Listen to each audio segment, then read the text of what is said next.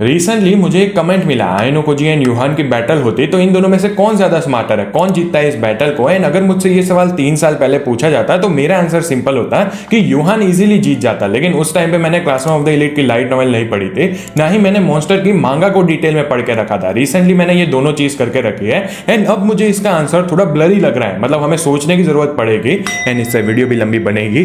तो आज वाली वीडियो में मैं तुम्हें बताऊंगा कि क्या है आयनो कोजी एंड यूहान का एक्चुअल नेचर, उन दोनों के गोल क्या है, उन दोनों के साथ चाइल्डहुड में क्या हुआ था, एंड अगर वो एक दूसरे के सामने फेस टू फेस आते हैं, उनकी एक्चुअली में बैटल होती है तो उन दोनों में से कौन जीतेगा। लेकिन इन दोनों की स्टोरी स्टार्ट होती है इनके बचपन से, क्योंकि इनको बचपन से ही अपने माँ बाप का प्यार कम और लेबोरेटरी की हवा ज्यादा मिली है। तो अगर तुम्हें इन दोनों कैरेक्टर को समझना है ना, तो पहले इनके बचपन को डिटेल में समझना पड़ेगा। आयनो कोजी का बाप का नाम है आत्सुओमी, वो एक पॉलिटिकल पार्टी में था एंड उसकी फिलॉसफी सिंपल थी। उसको यही लगता था कि तुम अगर किसी भी बच्चे को अच्छे से ट्रेन करो तो वो कोई भी फील्ड में जीनियस बन सकता है।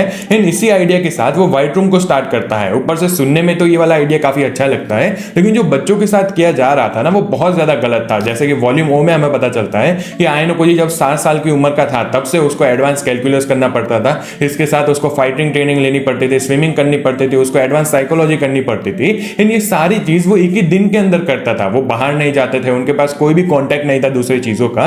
एंड अपना आयनो कोजी तो सर्वाइव कर लेता है, लेकिन बहुत सारे बच्चे थे जिनका लिटरली दिमाग ही फट जाता है। वो जीवन भर के लिए हैंडीकैप बन जाते हैं। बेसिकली वो दिमाग से अब काम ही नहीं कर सकते थे।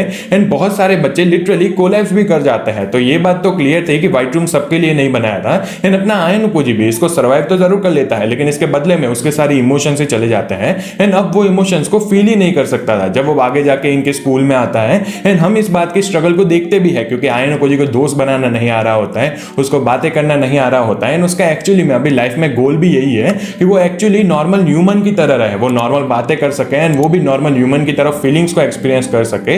अब व्हाइट रूम का मेन गोल तो ये था कि वो एक ऐसे जीनियस को पैदा करे जो कि आगे जाके जापान का पीएम बने, इनकी कंट्री को लीड कर सके। लेकिन एक बात तो क्लियर है कि अपना आयनो कोजी का ये वाला गोल नहीं है, वो तो बस एक नॉर्मल ह्यूमन की तरह रहना चाहता है। अब बात करते हैं यूहान की। बहुत सारे लोगों को ये मिसकंसेप्शन है कि उसको अपनी स्मार्टनेस जो 511 किंडरहाइम का एक्सपेरिमेंट है उसकी वजह से मिले हैं, लेकिन उसकी स्टोरी तो एक्चुअली में उसके मां के पेट के अंदर ही स्टार्ट हो जाती है। क्योंकि जो अपना फ्रेंच बोनापार्टा था वो रेड रोज मेंशन के अंदर बहुत सारे एक्सपेरिमेंट्स कर रहा था, उसको ह्यूमन माइंड का पोटेंशियल जानना था।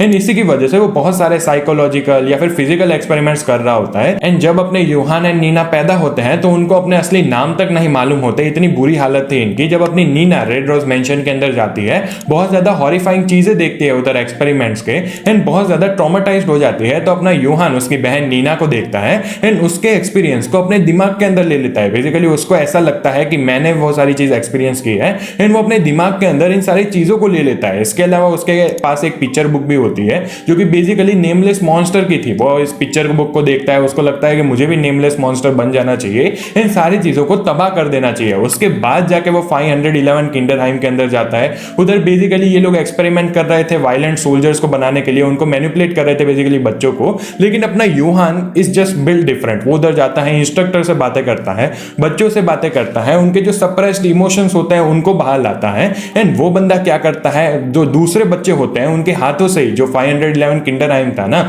उसके अंदर आग लगा देते हैं। बेसिकली बहुत वायलेंट मैसेकर होता है, सारी चीजें जल जाती है, बहुत सारे लोग मरते भी है आई थिंक। एंड अपना यूहान बस सीढ़ियों के ऊपर बैठा हुआ होता है एंड सारी चीजों को देख रहा है। सरप्राइजिंग बात क्या है पता है, इस टाइम पे यूहान सिर्फ 10 साल की उम्र का था। मतलब तुम सोचो, अपना आयनो कोजी आई थिंक 14-15 साल की उम्र में व्हाइट रूम से भाग जाता है, सीक्रेटली जाके स्कूल में पढ़ रहा होता है। अपना यूहान 10 साल की उम्र में क्या कर रहा था, उसको जिस एक्सपेरिमेंट में डाला गया था उस एक्सपेरिमेंट को ही वो तोड़ देता है।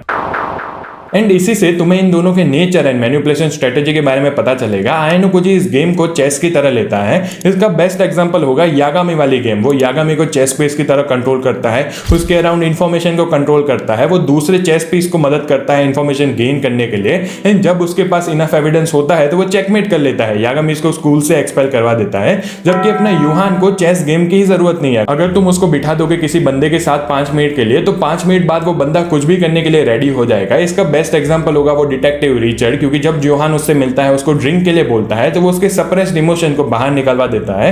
वो कहता है कि तूने इस बच्चे को क्यों मारा था, उस टाइम पे तो ड्रिंक करा हुआ था, इसकी वजह से मारा था ना, एंड तूने क्राइम किया है। उसके 5 मिनट बाद ही अपना रिचर्ड भाई साहब खुद ही खुद को मार देता है।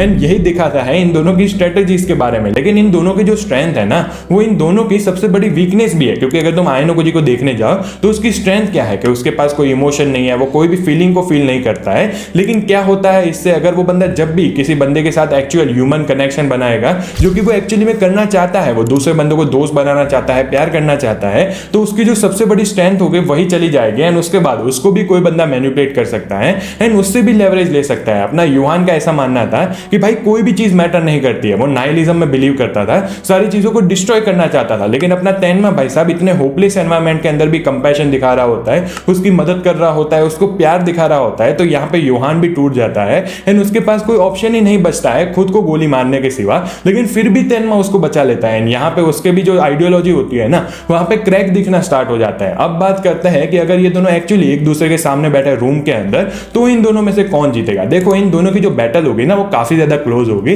लेकिन आई थिंक यूहान इसको जीत जाएगा। क्यों? क्योंकि आयनोकोजी को यस जापान का पीएम बनने के लिए ट्रेनिंग दी गई है, उसका एनालिटिकल माइंड है, वो बंदा भी बहुत ज्यादा स्मार्ट है, लेकिन यूहान इज समथिंग एल्स।